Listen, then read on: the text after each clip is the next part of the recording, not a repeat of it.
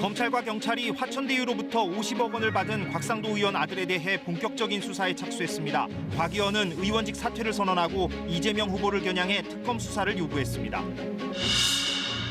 검찰이 대장동 의혹 핵심 인물인 유동규 전 성남도시개발공사 기획본부장을 이틀째 불러 민간 사업자로 성남의뜰 컨소시엄이 선정된 경위 등을 조사했습니다. 검찰은 오늘 저녁 구속영장을 청구했습니다. 더불어민주당 부산, 울산, 경남 대선 후보 경선에서 이재명 후보가 과반 득표로 1위를 차지했습니다. 이 후보는 누적 득표율에서도 과반 선두를 유지했습니다.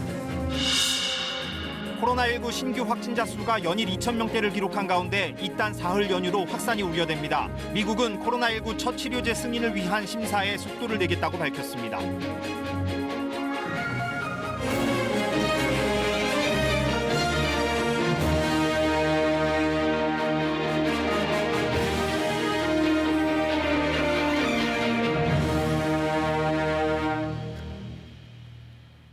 네, 여러분 안녕하십니까? 9시 뉴스 시작하겠습니다. 대장동 개발 의혹을 수사하고 있는 검찰과 경찰이 곽상도 의원 아들에 대해서도 수사 속도를 높이고 있습니다. 집을 압수수색했고 출국도 금지했습니다. 곽 의원 아들은 문제의 업체 화천대유를 퇴사하면서 50억 원을 받은 것으로 확인이 됐죠. 이 50억 원이 사실상 곽 의원에게 주는 뇌물인지가 수사의 초점입니다. 오늘 첫 소식은 김희용 기자가 보도합니다. 대장동 의혹을 수사 중인 서울중앙지검 전담수사팀이 곽상도 의원의 아들 병채 씨 집을 압수수색했습니다. 검찰은 어제 곽 씨의 집을 찾아가 휴대전화와 차량 블랙박스 등을 확보한 것으로 알려졌습니다. 검찰과 별도로 수사에 착수한 경기 남부경찰청 전담수사팀도 곽 씨를 출국 금지 조치했습니다. 2015년 6월 화천대유에 입사한 곽 씨는 올해 3월 퇴사하면서 50억 원을 받았습니다. 곽 씨는 SNS를 통해 성과급 계약에 따른 것이고 2018년부터 건강이 나빠질 정도로 경무를 했다고 주장했습니다. 화천대유 측도 질병에 대한 위로금 성격이 있다고 밝혔습니다. 하지만 통상 수준을 크게 뛰어넘는 액수여서 여권을 중심으로 뇌물 의혹이 제기되고 있습니다. 아버지 곽 의원이 대장동 사업에서 모종의 역할을 하고 아들을 통해 대가를 챙긴 것 아니냐는 겁니다. 이 때문에 검경 수사는 50억 원의 대가성이 있는지 규명하는 데 초점이 맞춰질 것으로 보입니다. 검찰은 압수물 분석을 마치는 대로 곽 씨를 불러 화천대유에서 맡은 업무 등을 조사할 방침입니다. 검찰은 이성문 전 화천대유 대표와 천화동인 4호 소유주인 남욱 변호사, 5호 소유주 정모 회계사 등이 곽 의원에게 정치 후원금을 낸 배경도 함께 들여다볼 전망입니다. 경찰도 지난달 30일 곽 의원 부자를 뇌물수수 혐의로 고발한 시민단체 관계자를 고발인 조사한 상태입니다. KBS 뉴스 김희용입니다. 국민의힘을 탈당한 곽상도 의원은 오늘 의원직을 사퇴하겠다고 밝혔습니다. 특검 수사가 필요하다고 주장했습니다. 한승현 기자가 전합니다. 곽상도 의원이 의원직에서 물러나겠다고 밝혔습니다. 화천대유에서 6년간 일한 아들이 퇴직금 등으로 50억 원을 받은 사실이 드러나고 국민의힘을 탈당한 지 6일 만입니다. 오해만 더 크게 불러일으킬 뿐 불신이 거두어지지 않아서 국회의원으로 더 활동하기 어려워 의원직을 사퇴하고자 합니다. 곽 의원은 아들이 받은 성과퇴직금의 성격과 자신의 관여 여부도 수사를 통해 밝혀질 것이라며 신속하고 철저한 수사를 요청했습니다. 또 대장동 사업의 몸통이 누구이고 화천대유의 수익이 누구에게 귀속됐는지도 곧 밝혀질 것이라며 사업 설계자로 이재명 후보를 지목했습니다. 그런 큰 사업 설계에서 이만한 돈을 벌 수 있도록 한 게 결국은 지금 대통령 후보지 않습니까? 곽상도 의원은 특히 현재 수사팀이 정권 친화적인 만큼 공정한 수사를 위해선 특검을 통해야 한다고도 촉구했습니다. 곽 의원의 자진 사퇴는 소속 정당이었던 국민의힘에서조차 의원직 제명 요구가 나온 데 따른 것으로 분석됩니다. 대선 앞 악재를 어느 정도는 털어냈다고 본 국민의힘은 민주당을 향해 특검을 수용해 성역 없는 수사가 이루어져야 한다고 압박했습니다. 반면 민주당은 곽 의원의 사퇴가 꼬리 자르기가 돼선 안 된다면서 대장동 의혹은 국민의힘발 법조 게이트라고 거듭 주장했습니다. 곽상도 의원의 사퇴는 본회의 의결을 거쳐 최종 확정됩니다. KBS 뉴스 한승현입니다. 네, 이번 대장동 개발 의혹의 핵심 인물 중 한 명으로 꼽히죠. 유동규 전 성남도시개발공사 본부장을 검찰이 어제와 오늘 불러서 조사를 했습니다.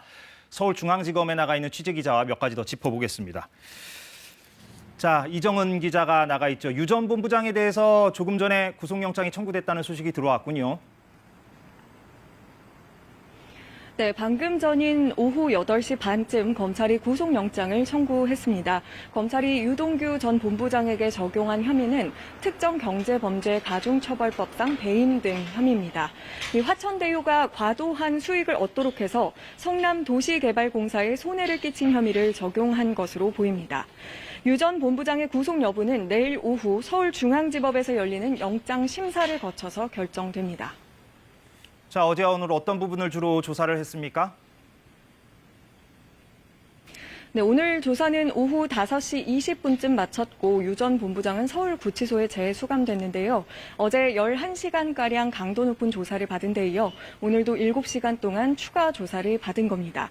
검찰은 유 전 본부장을 상대로 대장동 개발 민간 사업자로 성남의 뜰이 선정된 경위 등을 캐물은 것으로 전해졌습니다. 또 성남도시개발공사가 별도로 이익 환수 조항을 달지 않아 결국 화천대유의 초과 이익이 돌아가도록 한 이유 등도 조사한 것으로 알려졌습니다. 검찰은 이와 관련해 성남도시개발공사 간부들을 어제부터 참고인 신분으로 불러 조사하고 있습니다. 자, 그런데 유동규 전 본부장이 화천대유를 개발 사업자로 선정해주는 대가로 거액을 받기로 돼 있었다는 의혹도 불거진 상황이잖아요. 이거는 어떻게 봐야 됩니까? 네, 의혹은 화천대유 관계사인 천화동인 5호 실소유주인 정모회계사의 녹취 파일에 그런 정황이 담긴 것으로 알려지면서 불거졌습니다. 유 전 본부장 측은 사실무근이다라고 부인을 했는데요. 다만 화천대유 대주주인 김만배 씨, 정 회계사 등과 함께 돈 문제를 상의했던 사실은 부인하지 않았습니다. 김 씨와 정 씨가 공동 경비, 즉 돈을 놓고 싸웠는데 자신이 이를 중재하는 과정에서 녹취된 것 같다고 밝혔습니다. 투자자 간 이익 배분을 주장하는 과정에서 녹취됐다는 김만배 씨의 입장과 유사합니다. 하지만 유 전 본부장은 그동안 김 씨나 정 회계사를 잘 모른다고 밝힌 바 있어 앞뒤가 맞지 않는다는 지적도 나옵니다. 지금까지 서울중앙지검에서 KBS 뉴스 이정은입니다. 도이치모터스 주가 조작 의혹 사건을 수사 중인 검찰이 사건 관련자들에 대한 구속영장을 청구했습니다. 서울중앙지검 반부패 강력수사 2부는 자본시장법 위반 등의 혐의를 받는 이모 씨 등 3명에 대해서 사전 구속영장을 청구했습니다. 이 씨 등의 구속 여부는 오는 6일에 결정됩니다. 검찰은 윤석열 전 검찰총장의 부인 김건희 씨가 도이치모터스의 주가 조작에 관여했다는 의혹 등을 수사하고 있습니다. 자, 이런 가운데 민주당 이재명 후보가 부산, 울산, 경남 지역 경선에서도 과반으로 1위를 차지했습니다. 유동규 전 본부장이 체포된 데 대해서는 과거에 여러 차례 조심하라고 경고했다고 말했습니다. 손서영 기자가 전합니다. 민주당 이재명 후보가 부산, 울산, 경남에서도 과반 득표를 얻으며 대세론을 이어갔습니다. 2위 이낙연 후보의 20%포인트 넘게 앞섰습니다. 대장동 의혹을 둘러싼 거센 공세에도 과반 연승 행진을 이어가면서 이재명 후보는 정면 대응하겠다며 자신감을 보였습니다. 도둑질 못하게 막은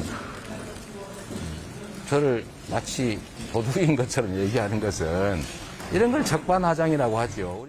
이낙연 후보는 이재명 후보를 겨냥해 도덕성을 강조했지만 반전을 가져오진 못했습니다. 모든 비리와 부패의 사슬을 끊어내야 합니다. 그 일은 비리와 부패의 구조에서 자유롭고 당당한 사람만이 할 수 있습니다. 오늘 결과가 더해지며 두 후보의 누적 득표 격차는 13만여 표로 더 벌어졌습니다. 적어도 민주당 당원 사이에선 대장동 의혹이 큰 변수가 되지 않았거나 지지층 결집 효과를 가져왔다는 분석이 나옵니다. 이재명 후보는 대장동 의혹과 관련해 체포된 유동규 전 본부장에 대해선 여전히 믿고 싶다면서 유 전 본부장이 뭘 받은 건 아닌 것 같다고 설명했습니다. 이권사업에 관계된 공직자나 산하기관 직원들이 그 마귀한테 오염될까 봐 제가 취임한 직후부터 수없이 경고했습니다. 내일은 국민 49만여 명이 참여한 2차 선거인단 결과가 발표됩니다. 선두 이재명 후보가 내일도 과반을 유지하면 결선 투표 없이 본선에 직행할 가능성이 한층 커지게 됩니다. KBS 뉴스 손서영입니다. 국민의힘 윤석열 후보가 손바닥에 임금 왕자가 쓰인 채로 TV 토론회에 여러 차례 나온 게 확인이 돼서 정치권에서 오늘 이런저런 말이 오갔습니다. 윤 후보가 이거를 어떻게 해명했고 다른 후보들은 어떤 비판을 했는지 보시겠습니다. 지형철 기자입니다. 오래됐죠. 어제 진행된 국민의힘 5차 대선 경선 토론회. 윤석열 후보가 발언 중 왼손을 흔드는데 손바닥에 검은색 한자가 보입니다. 임금을 뜻하는 왕자입니다.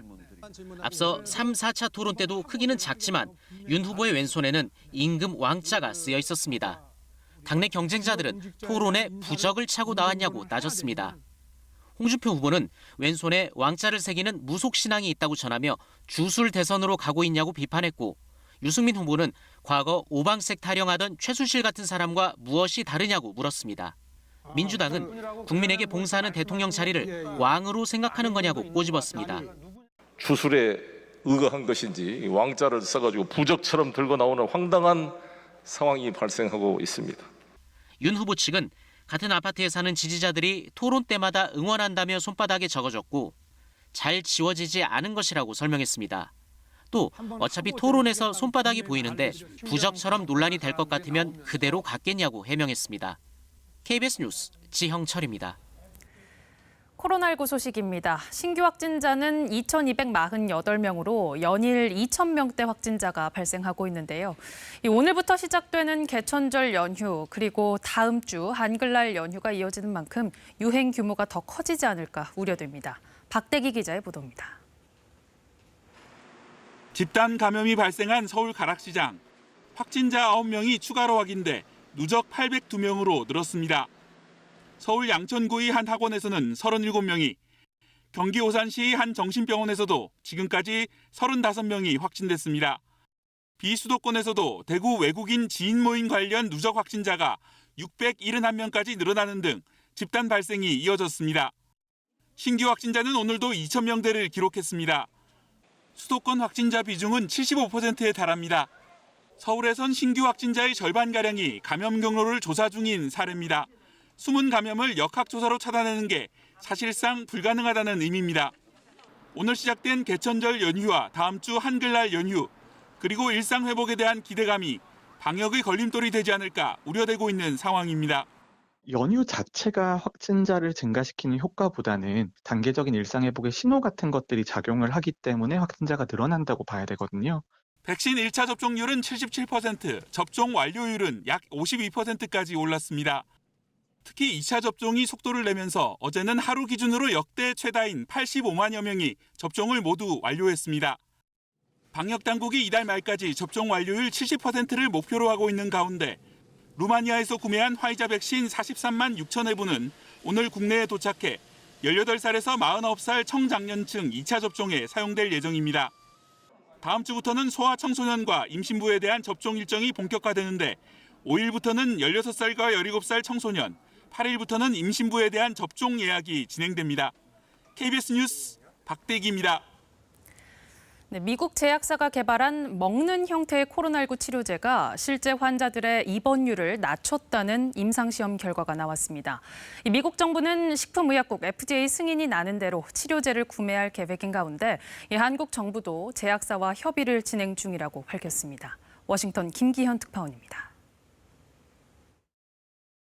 미국 제약사 머크가 코로나19 알약 치료제로 개발 중인 몰누피라비르에 대한 3차 임상시험 내용을 공개했습니다. 감염 후 닷새 이내 중간 또는 경증 환자 775명을 나눠 진짜와 가짜 약을 각각 투약하고 살핀 결과입니다. 실제 진짜 약을 복용한 환자 입원율은 가짜 약보다 절반 가까이 낮았고 29일이 지날 때까지 사망자도 없었지만 대조군에서는 8명이 숨진 것으로 조사됐습니다.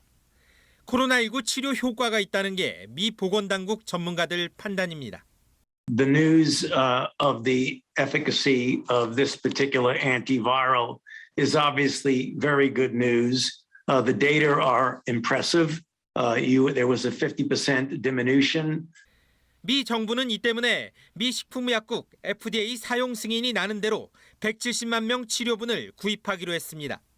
한국 정부 역시 해당 제약사가 올해 생산 목표로 삼은 1,000만 명 분량 가운데 일부를 구매하기 위한 협의를 진행 중이라고 밝혔습니다. 전문가들은 다만 해당 알약 효과는 코로나19 치료에 국한된다며 근본 예방책은 여전히 백신이라고 지적했습니다. It does reduce the severity of illness, but doesn't prevent it entirely, but it can potentially keep a lot of people out of the hospital. 지금도 날마다 1,500명 안팎의 코로나19 사망자가 나오는 상황에서 미 보건당국은 먹는 치료제 사용 승인 심사 기간을 단축하기 위한 다각적인 검토에 들어갔습니다. 워싱턴에서 KBS 뉴스 김기현입니다. 던킨도너츠 공장의 위생관리가 잘 안 되고 있다는 문제를 연속해서 보도하고 있습니다. 식품의약품안전처가 던킨도너츠 공장 4곳을 추가로 조사한 결과 모두 위생관리가 미흡한 것으로 드러났습니다. 저희 취재진에는 또 다른 제보도 들어왔습니다. 전현우 기자가 취재했습니다. 식품의약품안전처가 추가로 조사에 나선 던킨도너츠 도넛 공장은 안양 공장을 제외한 4곳입니다. 경남 김해와 대구, 대전 신탄진, 제주 등입니다. 4곳 모두 위생관리가 미흡했던 것으로 드러났습니다. 식품안전관리인증기준 해썹평가에서도 4곳 다 부적합 판정을 받았습니다. 개인 위생관리와 제조설비 세척 소독, 원료 보관 관리에 문제가 있었다고 식약처는 밝혔습니다. 이로써 안양 공장을 포함해 던킨도너츠 모든 도넛 공장에서 위생 문제가 있었던 것으로 확인됐습니다. 한 제품을 생산하는 4개의 공장이 동시에 전부 부적합을 받았다는 것은 그 제품 제조 공정 그리고 위생관리에 심각한 문제가 있는 것으로 굉장히 이례적인 일이라고 볼 수 있습니다. 제보 영상에서 비위생적인 모습이 포착된 안양 공장에서는 3년 전에도 위생 문제가 있었다는 추가 제보가 접수됐습니다. 2018년 같은 안양 공장에서 촬영한 사진입니다. 세척을 하기 이전 모습인데 시커먼 기름때를 비롯해 이물질이 설비를 뒤덮고 있습니다. 이 사진은 세척 이후 모습인데 다 씻지 못한 기름때가 남아 있습니다. 사진으로 명확하게 확인할 수는 없지만 어쨌든 굉장히 강한 의심이 가고 위생관리에 대해서 그리고 세척 관리에 대해서 제대로 되는지 좀 많은 의심이 가는 상황입니다. 사진을 제보한 당시 근무자는 해당 설비를 일정 간격으로 청소했다고 설명했습니다. 시간에 쫓기다 보니 완벽히 깨끗하게 씻지 못한 상태에서 기계를 가동했다고 말했습니다. 일주일에 한 번씩 약 타서 물 청소하는 게 맞는데 이제 바쁠 때는 건너뛸 때도 있고 그냥 물 청소 안 하고 그냥 기름만 넣었다 뺐다 해서 기름만 가는 경우도 있고. 비알코리아 측은 2018년 당시 안양 공장 사진에 대해 앞서 발표한 사과문으로 입장을 가름하겠다고 밝혔습니다. KBS 뉴스 전현우입니다.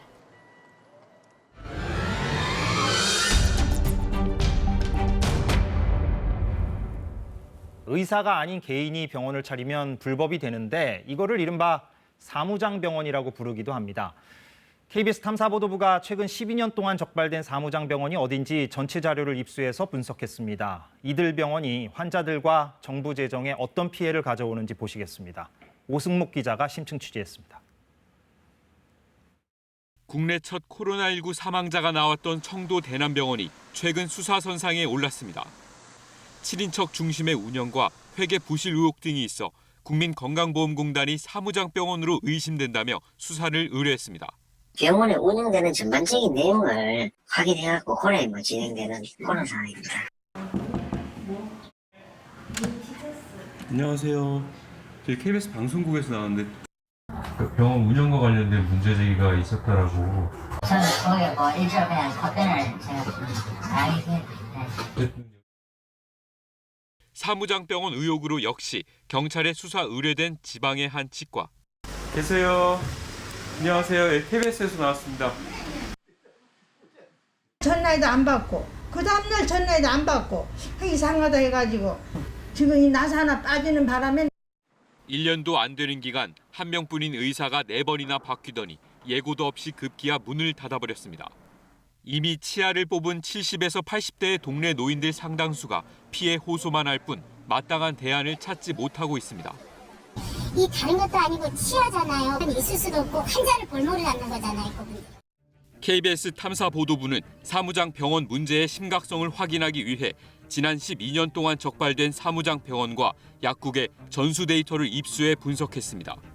법원의 유죄 확정 판결을 받은 사무장 병원과 약국은 모두 1,396곳. 전국 대도시의 구 단위별로 대부분 한 곳 이상의 사무장 병원이 있었고 특히 수도권에 집중적으로 분포한 것으로 확인됐습니다. 이들이 건보공단에 부당 청구해 환수 대상이 된 금액은 2조 원에 육박합니다. 개업일과 폐업일을 따져보니 병원 운영기간은 평균 2.2년에 불과했습니다. 그중 40.5%는 운영기간이 1년도 안 됐고 5곳 중 1곳꼴로 반년도 안 돼 폐업했습니다. 그러면 그거는 수사기관이나 이미 그 관계기관, 심사평가에서 이미 파악도 하기 전에 문을 열었다가 문을 닫는 거예요. 병원 운영에 전권을 쥐고 돈을 빼돌리는 등 불법을 저지른 사무장들은 약 1,000명입니다. 이들 중 상당수는 서로 네트워크를 형성한 것으로 드러났습니다. 예, 놀랍네요. 이런 자료는 전문 변호사로서 활동한 지는 처음 보는 자료입니다. 또 그 경험으로 이제 정보를 공유하고 또 이제 다른 지역으로 이렇게 자기들끼리 이합집산하면서 특히 수도권에서 병원 6곳을 운영했던 비의료인 사무장 정모 씨는 역대 최고액으로 무려 1,382억 원의 보험급여를 불법적으로 타냈습니다. 캐나다 국적인 정 씨는 지난해 봄 출소 직후 추방됐고 공범이었던 의사는 해외로 도피한 것으로 확인됐습니다. 건보공단이 나머지 공범들을 통해 환수한 액수는 58억 원뿐입니다.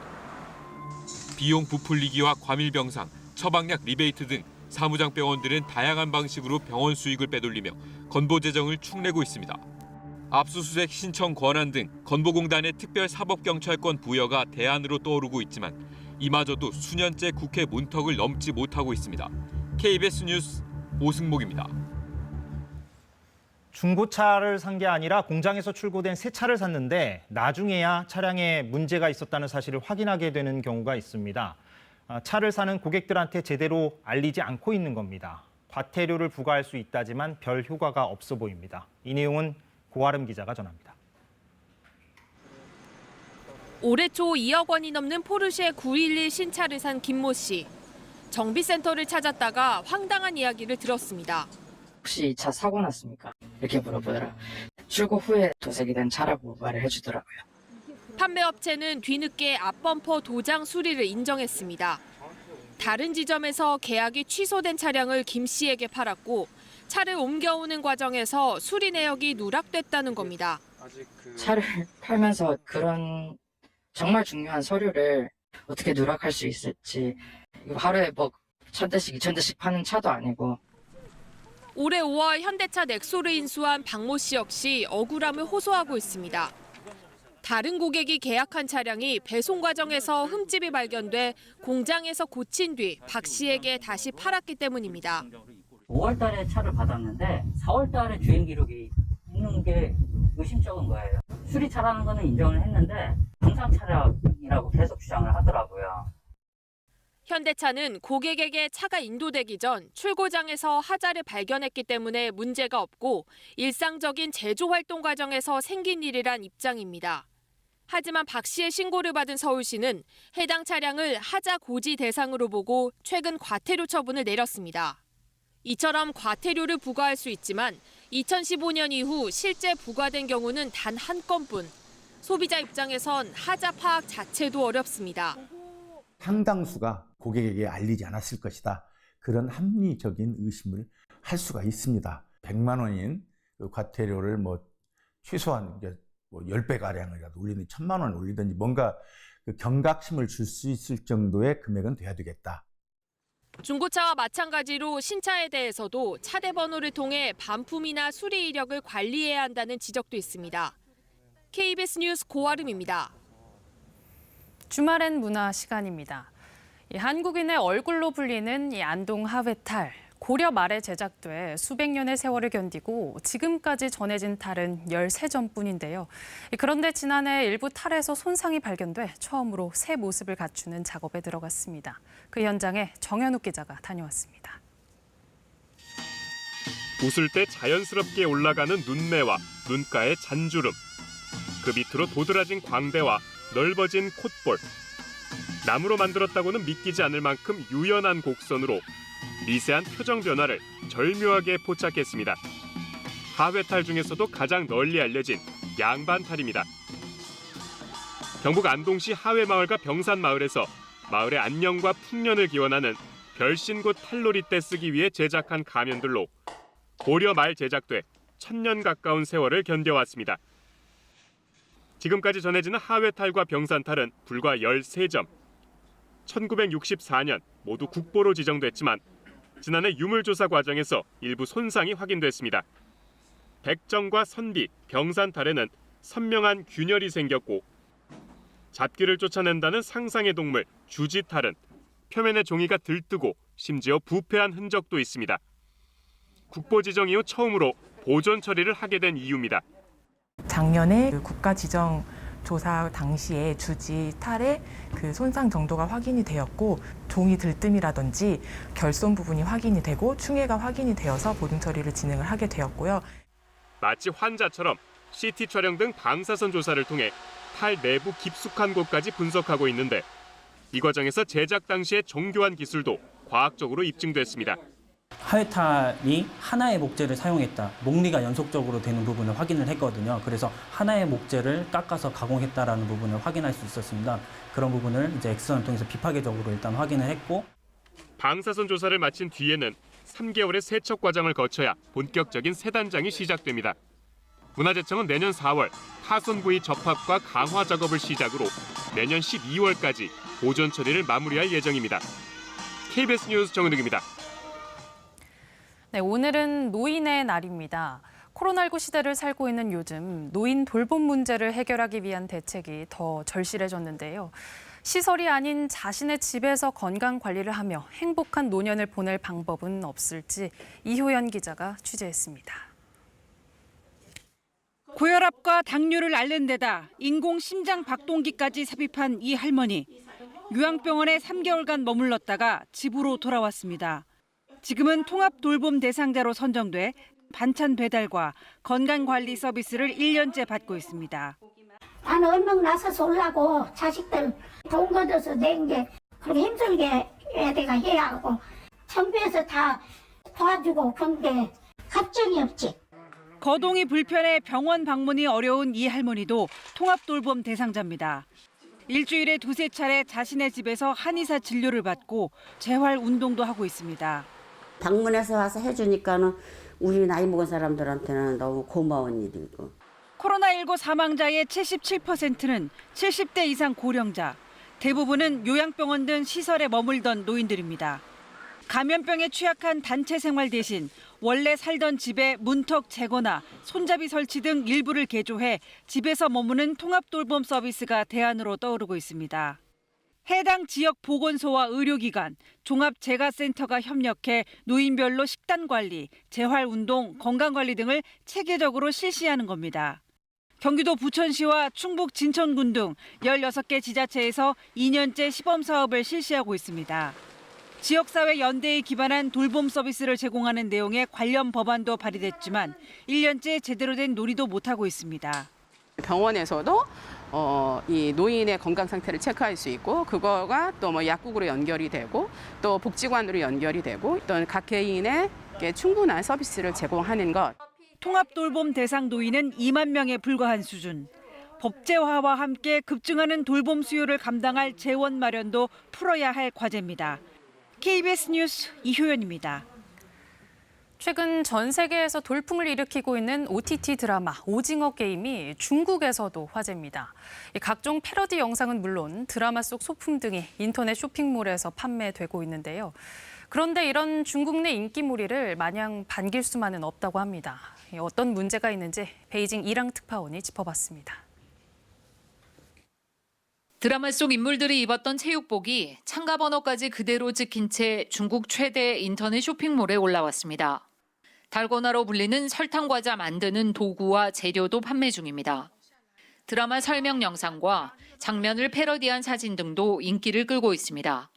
接着我们继续来讲淘沙闯关类悬疑惊悚韩剧《鱿鱼游戏》。上回我们说到456人集中在与世隔绝的岛屿玩6场脱胎于儿童游戏的屠杀游戏。 대표적인 SNS 웨이보에서 오징어 게임 해시태그의 누적 조회수는 10월 1일 기준 16억 4천만을 넘었습니다. 문제는 이 드라마를 볼 수 있는 글로벌 온라인 동영상 서비스 넷플릭스가 중국에서는 허가되지 않았다는 겁니다.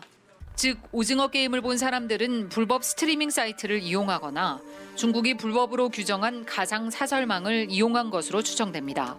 더구나 중국에서는 사드 배치 이후 현재까지 암묵적으로 한류가 금지돼 있습니다. 한류 드라마가 중국에서 큰 인기를 얻고 있다는 것은 고무적인 일입니다. 중국에서의 한류 발전에 어떠한 영향을 미치게 될지에 대해서는 좀 더 지켜볼 필요가 있다고 생각합니다.